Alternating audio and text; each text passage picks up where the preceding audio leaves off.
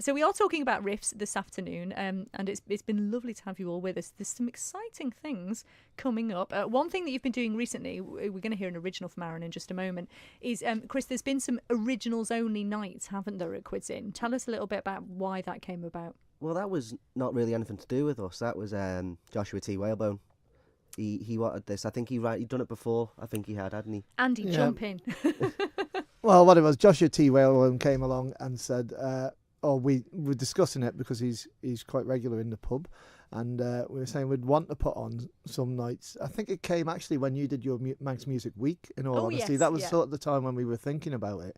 And we came along and said, we want to do a night where people can come, but they will only be listening to Manx original tunes. So no artist has to come along with a load of covers in their locker. They're going to come along, play their own songs. I think we had 6 or 7 artists play that night. Might have been more. And but the whole crowd was there knowing they were listening to original tunes, and it was a fantastic evening. It will be happening again very soon.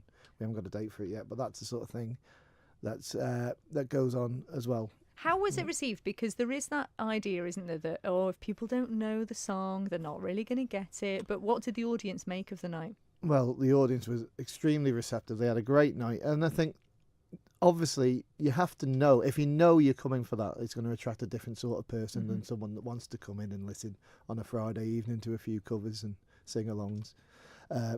But it was one of the best events we've put on. And it was, for all the artists, I think it was one of the great nights, and everybody was very happy about everything that had gone on there. So we'll be keen to sort of keep an eye on that. Before you move too far away from the mic, I do want to ask you, Andy, I spotted something on the Quids In page.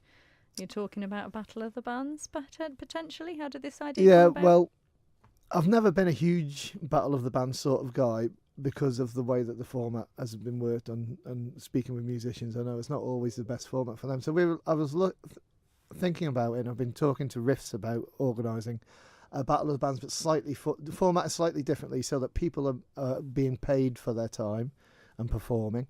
And the way that we're going to look at it, it's going to start in the new year. We're going to have heats where it'll just be 2 bands, so we'll expect, you'll get like an hour's set each, and then they'll battle off. Obviously there'll be a judge system which has got to be thought through yet, and a little bit of crowd participation in that as well, and then everybody will go through it, and then we've got a great prize which I can't reveal yet because I have to be totally confirmed, but there is a great prize which will be well worth winning for the winner of the overall competition. So you'll get paid for each event. It'll be just 2 bands, so you'll get a decent set of music each, and we'll go through to a final with a great prize. Fantastic. So and nights like that, Chris, are so important, aren't they, for artists over here? So they've got a chance to sort of get involved, and there's something about competition that makes you sort of up your game as well, isn't there? Yeah, that's it. I think everyone all musicians say, there's no competition in it. But if you're on a bill with 5 or 6 other people, you want to be the best on that bill. So there's always that element of competition. But the Battle of the Bands nights have always pulled in a good crowd. And they've always had good musicians and good bands on.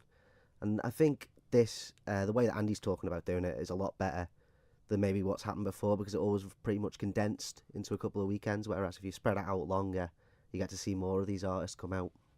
Now, tell us a bit, before we wrap up, about your own music, what you do. Tell us about your background. I play an instrument called the gahan, which is basically a box you sit on. I'm known as many names: Bongo Bob, the man on the box. So I got my start. It was actually Nikki Naden, because I fancied myself as a drummer. So I had this drum kit, and I was around Nikki's one night, and she went, "Oh yeah, have you tried this before? Give that a go." So I owe it all to her, really, where we are now. So yeah, I play with Nikki. Me and Kieran every now and then do stuff with Skyline Advantage, and I've had the opportunity to sit on that box and play with some of the best musicians on this island at Riffs. It's a great tool because you can just literally jump in, and it's quite small and compact, and it's easy to take places, much easier than a drum kit, isn't it? Oh yeah, it's a backpack, it's easy, it's done.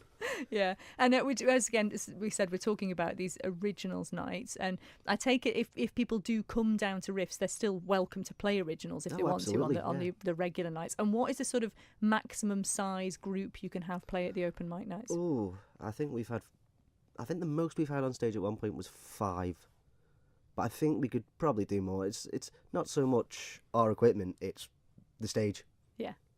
It's trying to cram them all in and not get the feedback and everything. So, yeah, about 5 I think is the biggest we've done. Yeah, excellent. Well, just remind everyone then about the Riffs Nights. How can they get involved? You can follow us on Facebook, Riffs IOM. We're on Instagram and Twitter as well. Follow the Quids In page. They'll post up every time we're on. First Sunday of the month, third Thursday of the month.